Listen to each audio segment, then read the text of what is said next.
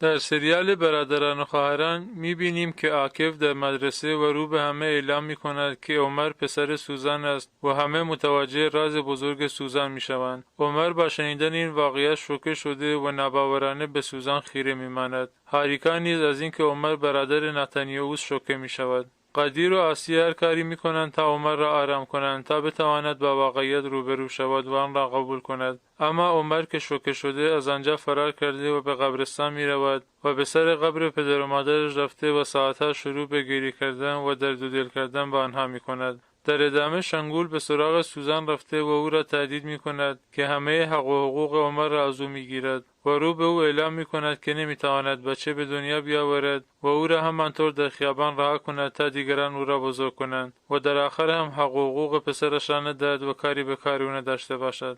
و در واقع شنگول با این صحبت‌ها قصد اخاذی و باج گرفتن از سوزان را دارد و می‌خواهد از او پول سنگینی بابت زندگی پسرش عمر بگیرد.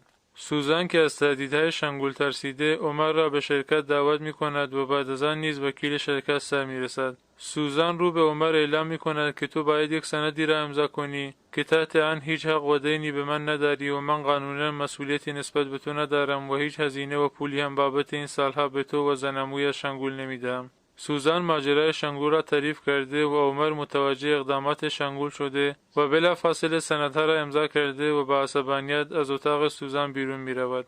عمر با چشمانی اشکبار و در حالی که مثل ابر بهار اشک می‌ریزد به عمویش زنگ زده و همه ماجرا را تعریف کرده و اعلام می‌کند که از شنگول و سوزان و همه متنفر است. اورهان که متوجه شده با شنگول برخورد شدیدی می‌کند و دعوا بین آنها بالا می‌گیرد و شنگول چمدانش را برداشته و از خانه اورهان غار می‌کند و می‌رود.